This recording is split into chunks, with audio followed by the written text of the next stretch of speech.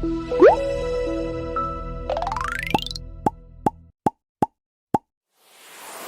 semuanya, selamat datang dalam video pemahaman sistem penyediaan air minum. Dalam video ini, saya Bang Spam akan menjelaskan proses sistem penyediaan air minum, bagaimana prosesnya hingga sampai ke masyarakat. Dan sesuai dengan namanya, Spam merupakan serangkaian proses yang dilakukan untuk menyediakan air minum kepada masyarakat.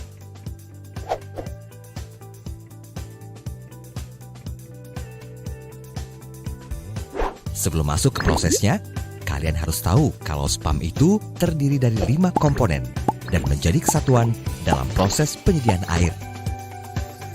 Berikut rinciannya.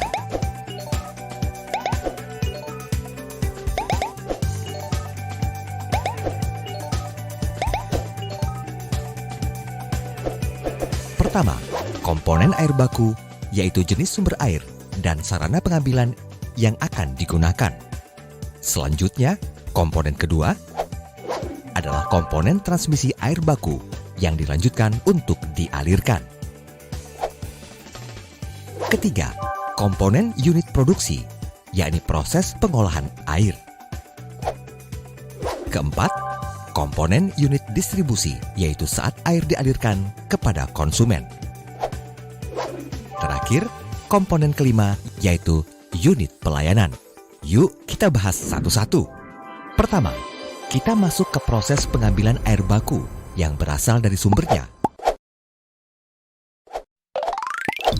Seperti kita ketahui bersama, kalau sumber air baku itu berasal dari 2 jenis, yaitu air permukaan dan air tanah. Apa sih yang membedakan kedua sumber tersebut? Air permukaan itu berasal dari sungai atau danau. Jenis air ini tidak memenuhi standar kualitas sebagai air minum. Jadi harus melalui proses pengolahan lengkap bila ingin menjadi air minum. Lalu air tanah, yaitu mata air atau air sumur.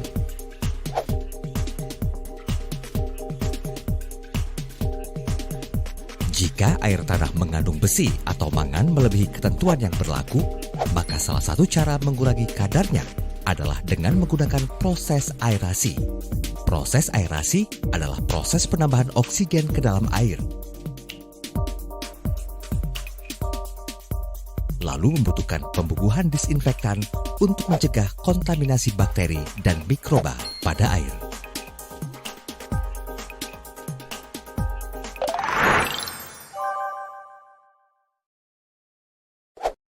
Perlu kita ketahui, sebelum air diolah, tentu saja harus memiliki sarana pengambilan air baku.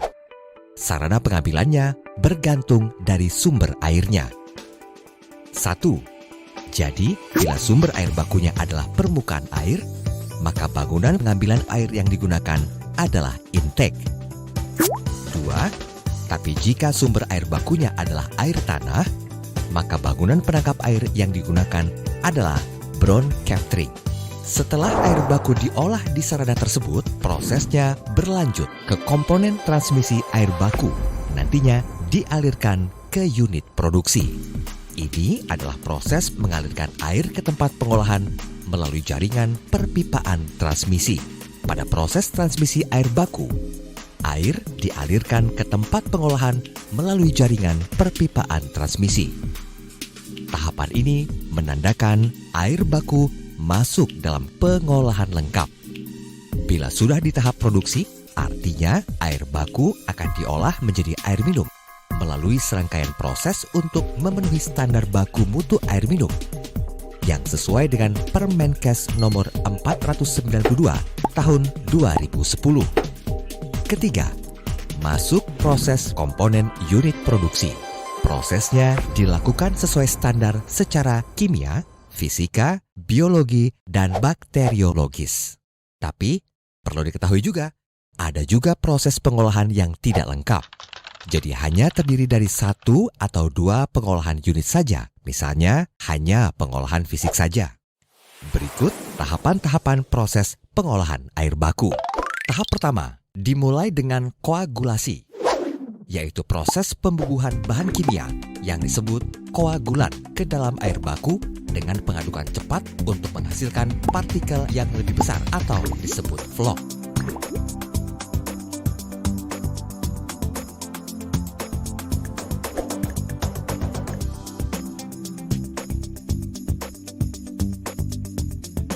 Setelah proses koagulasi, berikutnya adalah proses flokulasi. Flokulasi adalah proses pengadukan lambat agar partikel yang sudah terbentuk atau flock menjadi lebih besar, sehingga partikel atau flock dapat mengendap secara gravitasi.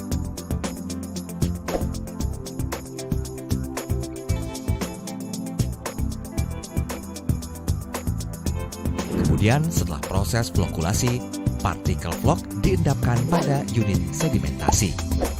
Proses ini disebut proses pengendapan.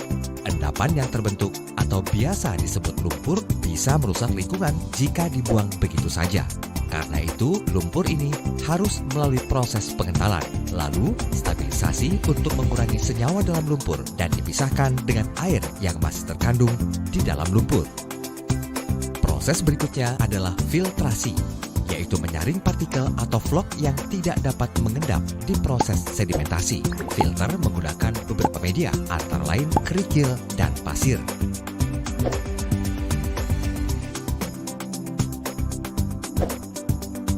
Terakhir, ketika air sudah terfiltrasi, kemudian dialirkan ke reservoir untuk kemudian dilakukan pembubuhan disinfektan.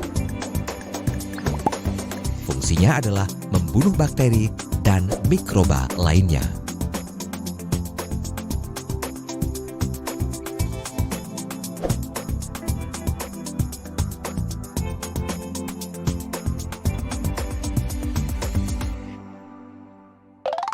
Nah, lengkap sudah proses unit produksinya. Selanjutnya adalah cara kerja pengaliran air yang perlu kamu ketahui. Dapat dilakukan secara gravitasi, yaitu penggunaan sistem yang pemeliharaannya lebih murah karena menggunakan sedikit mekanikal dan tidak menggunakan listrik. 2. Pemompaan untuk sumber air yang lebih rendah. Namun perlu diketahui, proses ini bergantung pada kekuatan pompa. Prinsipnya, semakin besar kekuatan pompa, maka akan memakan lebih banyak energi. 3. Kombinasi antara gravitasi dengan pompa, di mana gravitasi akan digunakan ketika air disalurkan ke instalasi pengolahan air. Itulah gambaran proses dari unit produksi sistem pengolahan lengkap penyediaan air minum. Lalu bagaimana cara menentukan sarana yang sesuai dengan jenis air bakunya? Sumber air baku yang berasal dari air permukaan pada umumnya membutuhkan pengolahan lengkap. Sedangkan sumber air baku yang berasal dari tanah atau mata air tidak harus melalui pengolahan yang lengkap. Setelah mengetahui proses pengolahan air baku, proses keempat adalah proses distribusi yang menggunakan jaringan pipa distribusi untuk membawa air dari bak penampung reservoir sampai ke pelanggan. Nah, jaringan pipa distribusi ini diklasifikasikan menjadi 3, yakni 1. Pipa induk atau pipa transmisi, 2. Pipa cabang atau pipa sekunder, 3. Pipa tersier. Pipa distribusi mengalirkan air dari reservoir ke pipa sekunder. Kemudian pipa sekunder mengalirkan air ke pipa tersier. Setelah itu, barulah air dialirkan ke sambungan rumah setiap konsumen. Ada 2 pola yang biasa digunakan oleh sistem pipa distribusi tersebut. Rinciannya sebagai berikut. 1. Pola cabang atau open system, yang merupakan jaringan pipa yang dinilai lebih ekonomis karena jalurnya lebih pendek. 2. Pola grid, merupakan jaringan pipa yang paling banyak digunakan, tapi nilainya lebih mahal sebab membutuhkan pipa dan sambungan yang lebih banyak. Meski mahal, namun punya keunggulan karena tidak ada air yang akan stagnan atau mampet. Komponen terakhir yaitu unit pelayanan. Kita tentu penasaran bagaimana air yang telah diolah bisa sampai ke rumah-rumah.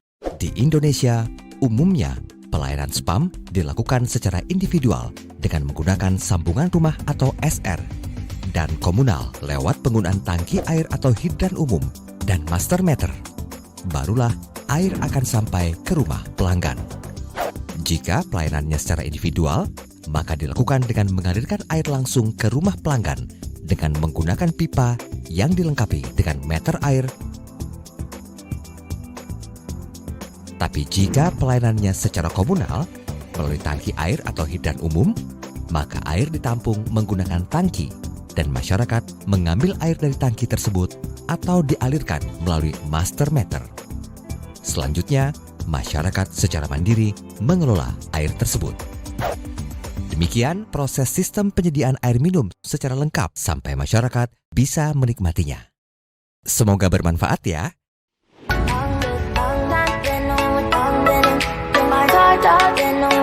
Drop